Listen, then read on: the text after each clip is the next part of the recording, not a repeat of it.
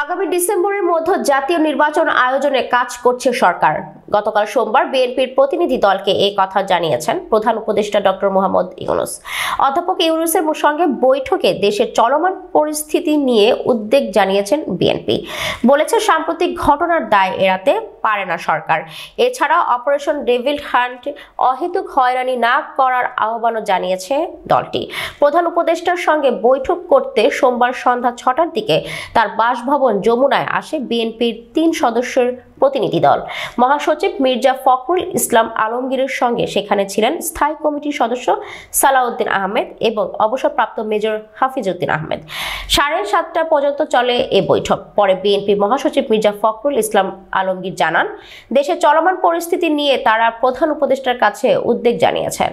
মহাসচিব আরও জানান, ডিসেম্বরের মধ্যে জাতীয় নির্বাচনের লক্ষ্যে সরকার কাজ করছে বলে তাদের জানিয়েছেন মোহাম্মদ ইউনূস। রোড ম্যাপও দেওয়া হবে শিগগির।